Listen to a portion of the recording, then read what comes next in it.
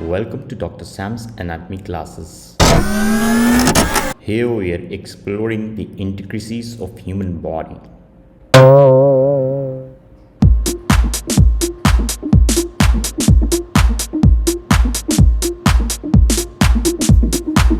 Here you're seeing your body keeps changing positions in different directions. You may be twisting yourself, you may be somersaulting, you may be jumping, you may be twisting, you may be turning, you may be tilting, and whatever position you are bending your body in any direction. The prime thing is that your center of gravity should be in your pelvis, right in front of the sacrum, and the line of gravity should pass between your feet so as to balance your body while you are standing erect. So we are going to study about the line of gravity in human body, and this we will study by the means of an OSPE, that is objective structured practical examination. So next you are going to see an MCQ on the line of gravity. You'll get 30 seconds to solve it, and then I'm going to explain you about the line of gravity and also the center of gravity. So let's begin with this OSPE.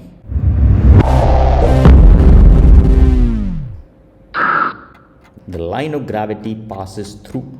Remember, we're talking is about the erect posture in a lateral view.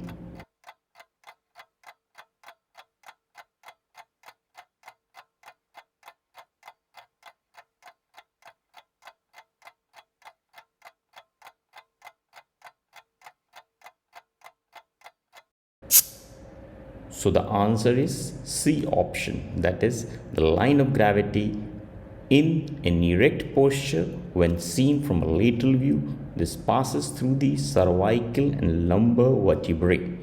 It also passes behind the hip joint and in front of the knee and ankle joints.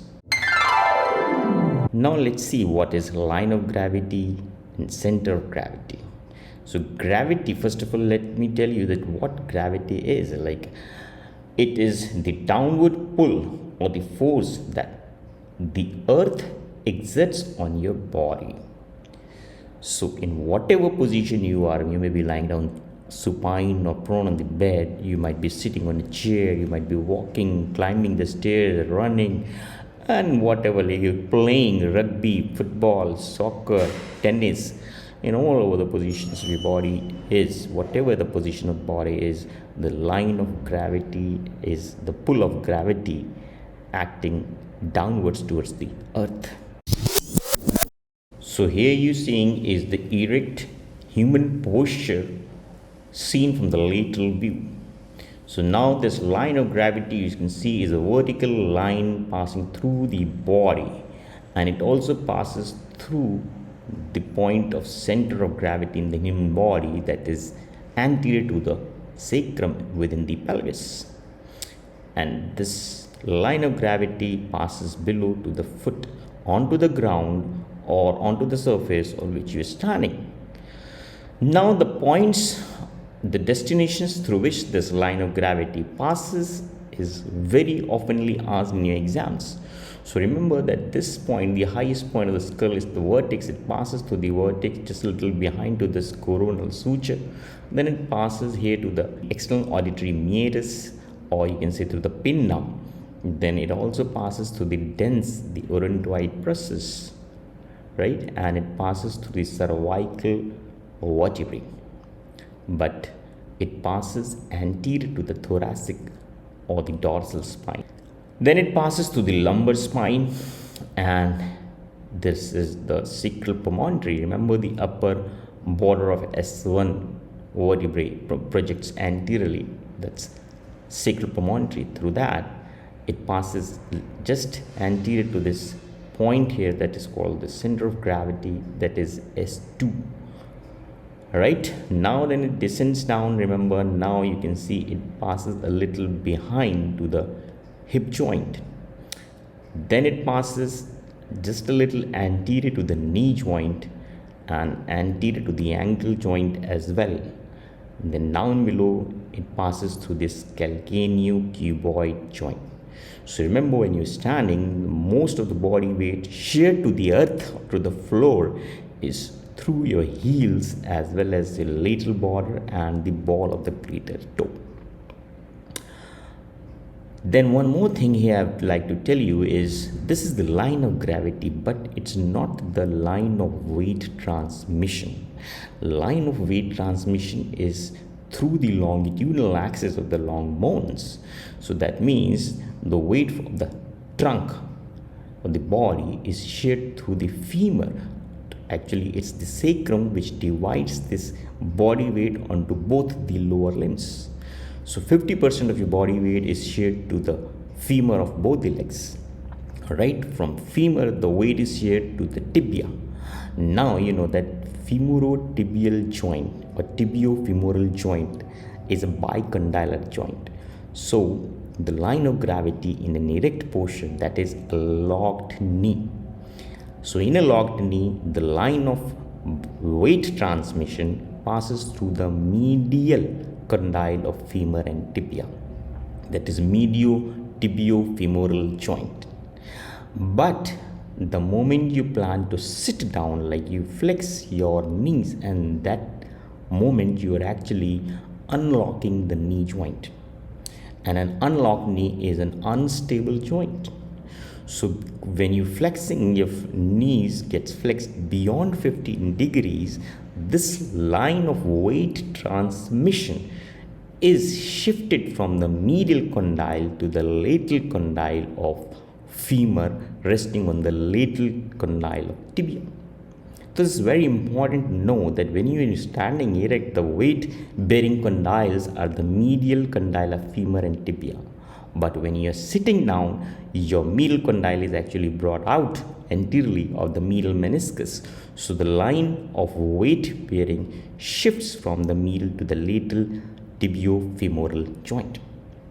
I hope you understood it. And remember that line of weight transmission is separate thing. Line of gravity is a vertical line. Now here you seeing is this point that's called the center of gravity, and center of gravity is a point where the entire mass of the body is concentrated at. In the human body, like in an anatomical position, you're seeing the center of gravity lies approximately a little anterior to the S2 vertebrae that lies within the pelvis. So this line of gravity, remember, it passes through the entire human body, but it has to pass through the center of gravity as well.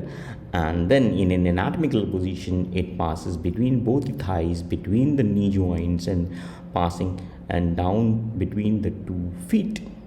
So that's how the weight of the body is shared to the ground, or the floor, or the object on which you're standing. Okay? Because the human body can make different movements, different flexion, extension, and different movements of different joints. So your center of gravity actually keeps shifting. Like here, what you're seeing is this is the normal position, right? Where this is the center of gravity and the line of gravity passing down vertically like this. But when the subject tilts forward, like bends forward, the entire torso you can see is being moved anteriorly, and even the upper leg suspended down.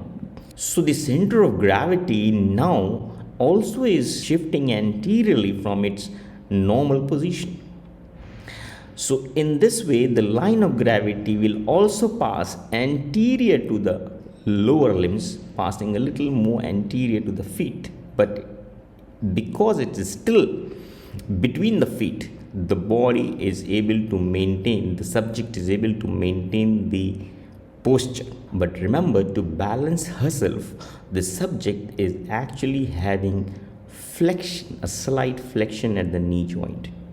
Because if she's going to extend the knee fully, what will happen? This bulk of weight will also be pushed forward, and then she will actually fall down, right? So that means to maintain your body weight either side of the center of gravity should be nearly equal. Then only you will be able to maintain your posture. So this flexion of knee is helping to maintain this much weight on one side of the line of gravity, while this much of the body weight on the opposite side. Now there are certain conditions where the center of gravity shifts, like in case of pregnancy.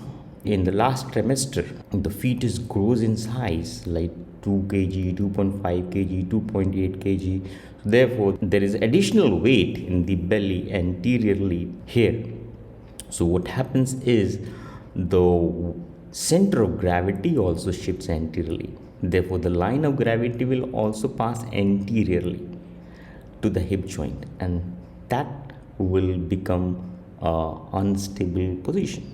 So what have you seen that in such cases, the last few days before delivery, the female actually, when she walks, she actually extends this lumbar spine.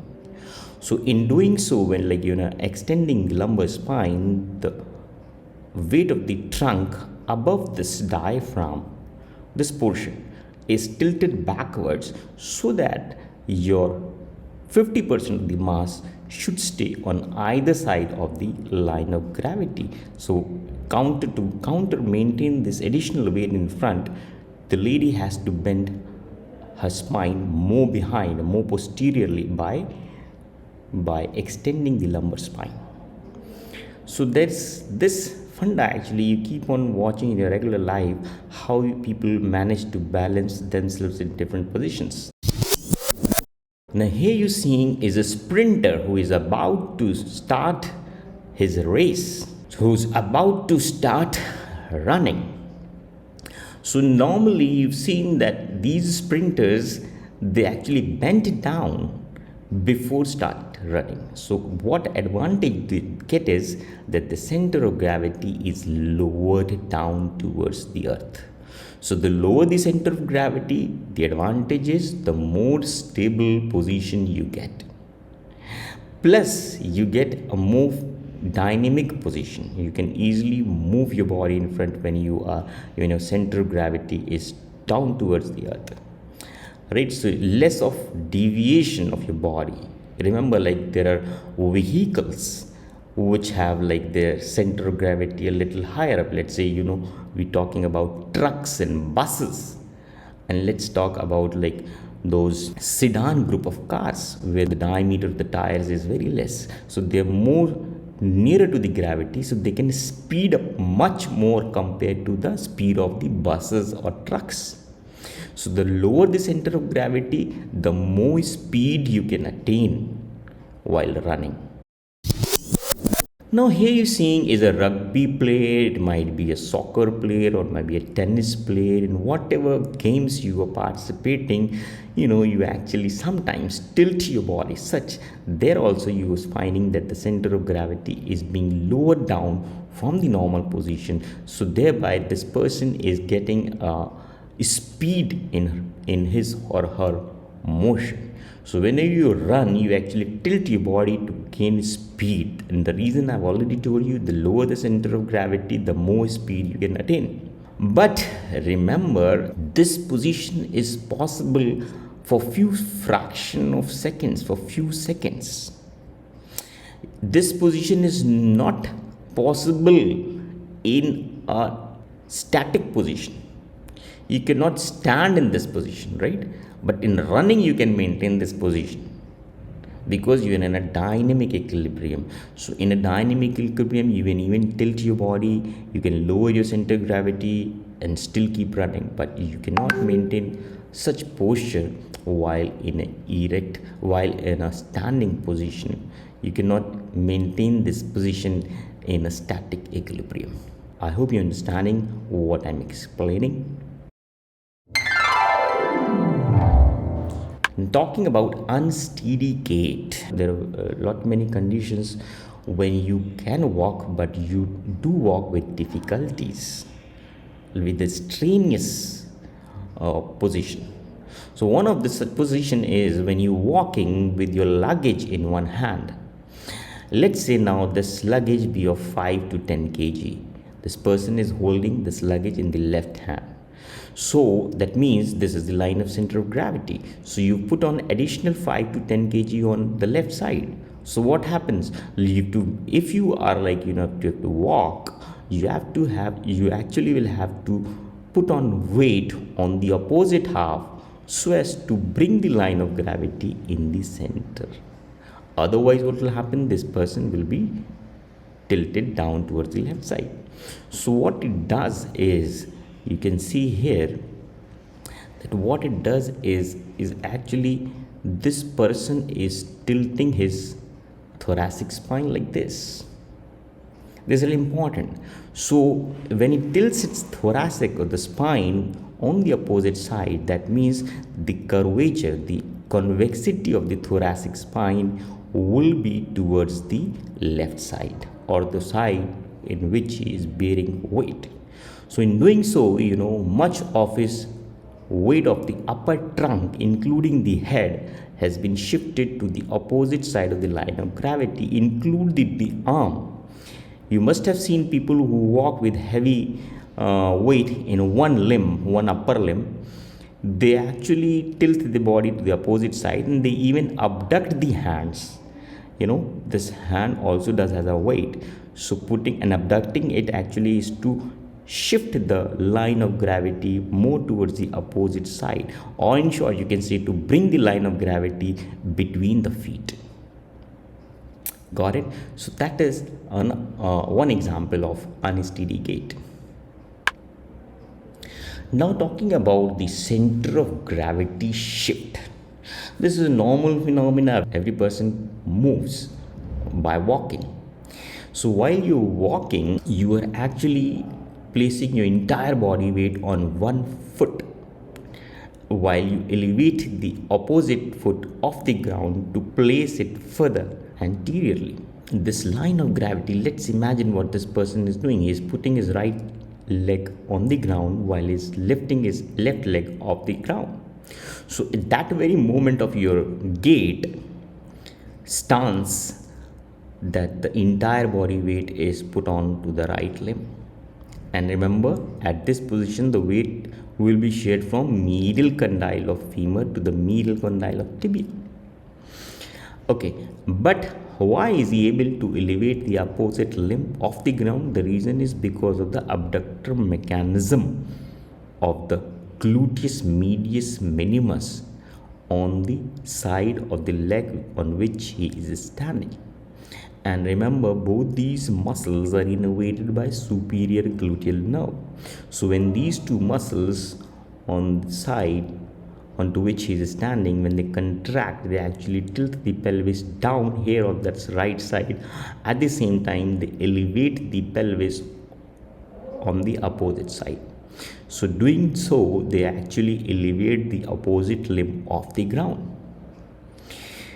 This way, you are actually, when you're running or you're walking, you do never realize this thing because of the abductor mechanism of the thigh, and that is by gluteus medius and minimus. Now look here, if this abductor mechanism gets paralyzed, maybe due to injury to superior gluteal nerve, or there are other conditions also which actually which might cause this Trendelenburg Test to be positive. That might be dislocation of the hip joint, might be fracture neck of femur, and various other conditions.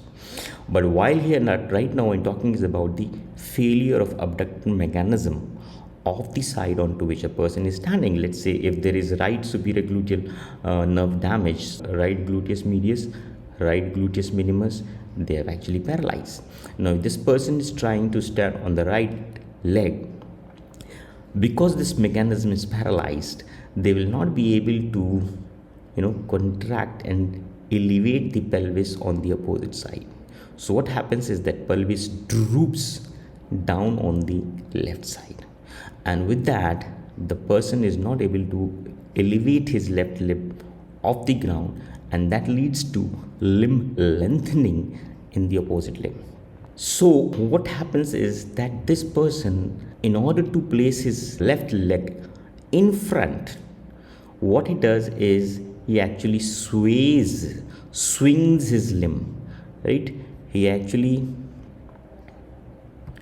doing so is actually he brings his this leg in front by swinging it in front. And because this limb, I told you, because of the drooping of the pelvis, this left limb will be more in length, therefore it will rub on the floor. So he swings it and places it, and at the same time, to compensate for this drooping of the pelvis, to elevate it and to maintain his balance, that the line of gravity passes to the same limb, single limb which is on the ground. This person is have to tilt his torso or the trunk on the opposite side or onto the side onto which he is standing, so that this weight of the limb which is off the ground can be maintained within the line of center of gravity. At times you may even see someone who are walking standing on single leg, they actually abduct the upper limb of that side so as to add up more of weight onto the side onto which limb is standing. So what happens is, because of the drooping of the pelvis, this pelvis has to be elevated, and for that the person tilts its body to the same side onto which he is standing. Here also this spine will be tilted like this. I hope you understood this. And one more thing is, if let's say there is abductor mechanism paralyzed on both the sides, so what will happen when he will stand on his left limb? Again, he will not be able to elevate his right leg off the ground. The reason is the abductors on the left side will also be paralyzed. So at this, another step with what will take is, like now we're talking is bilateral abductor mechanism paralyzed. So he will have to swing his right limb also to place it in front. So both the ways, if he's swinging his limbs to place it in front, and at the same time he will have to tilt his torso to the side to which he is standing. Like if he has to swing, if there is abductor mechanism paralyzed to the right side, he will actually tilt his trunk to the right side and he will swing his left limb off the ground like this. So that is called a lurching gait, but the lurching will be to the right side. Now if he stands on the left limb and the left gluteus medius and minimus is paralyzed, so what will happen, he will now have to tilt his torso to the left side and he will have to swing his right limb off the ground to place it in front. So they will be lurching towards the left side. So if this happens bilaterally, now this will be called a waddling gait. Now talking about the center of gravity having sexual variations. So remember that the center of gravity has variations in male and female human bodies, such that the center of gravity in females is at a little lower position than the males. So considering to be 100% the length or the height of a female, her body mass is aggregated. The center of gravity is at a height of 55% of his body length from the floor. Similarly, in males, this center of gravity lies at about 57% of his height from the floor. And the reason is that in males, the musculoskeletal system and skeletal muscles, they're more developed here in the upper portion of the chest, that includes the pectoral region, the scapular region, the shoulder region. So there is more of muscular tissues here. So therefore in males the center of gravity is higher placed, and in females the more of musculoskeletal tissues, they are placed around the pelvis, the hips. Therefore this center of gravity in females is a little less, and the difference is only hardly much, that's around 2%.